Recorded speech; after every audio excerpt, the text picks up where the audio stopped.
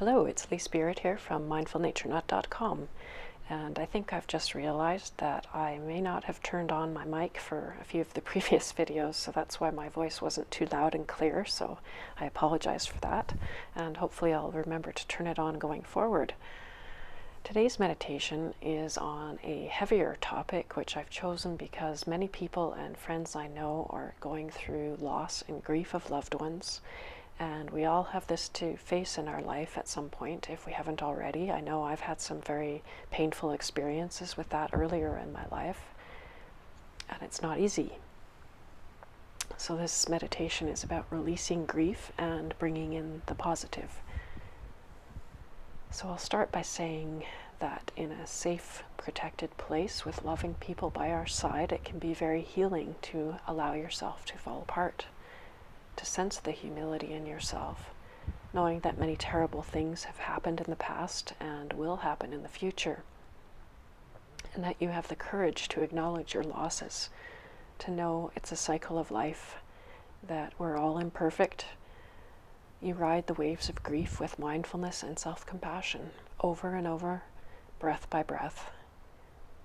There is no way to know when grief will end. It may never go away and always be with you.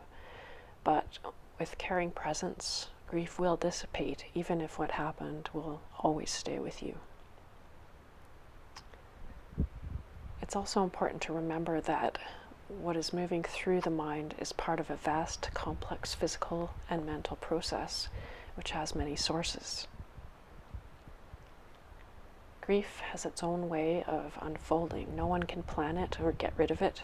Sooner or later, it can feel appropriate to want to let go, to release these heavy feelings. Sometimes the grief might be so heavy that we have to set it down for a while.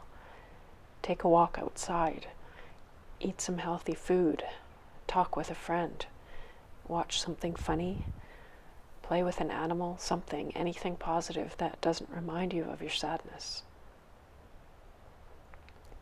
Being a friend to yourself will give you the energy you need to come back to process your grief.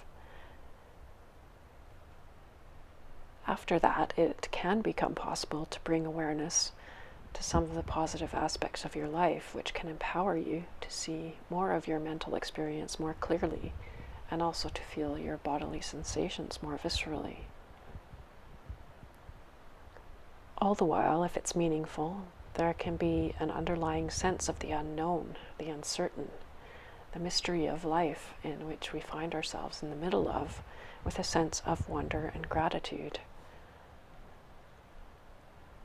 It's important to be loving in ways large and small, like a balm to your heart, and to reflect on and receive the caring support of others.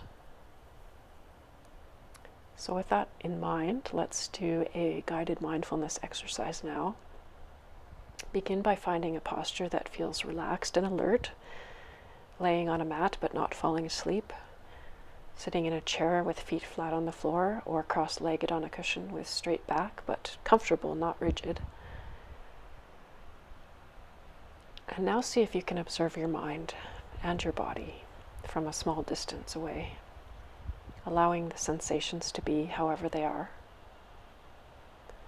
Try not to be negative about anything that doesn't feel good. And after a while, shift into gently releasing the negative. And then really open to and encourage the positive.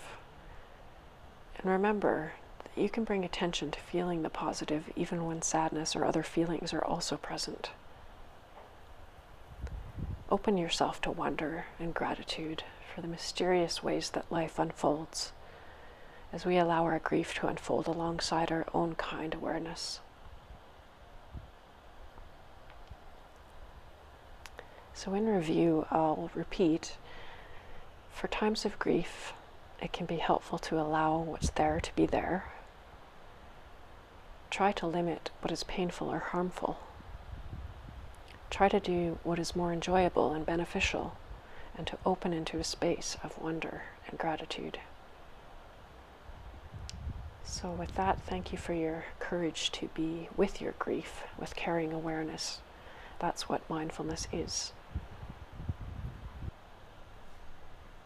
And just in closing, I forgot to mention where this video is recorded. It was from Calgary, Alberta, Canada, in one of my favorite peaceful spots out in nature. And when we're dealing with grief, it's often helpful to surround yourself with nature, because nature is very healing in many ways. It supports you, and it grounds you, and it calms you. So I hope that if you are grieving a loss of some sort, it doesn't have to be death, it can be any kind of loss of a relationship or anything else. I hope you will find pleasure and peace in being out in nature, as I often do myself. So thank you, and I hope you have a wonderful day and many blessings. Take care.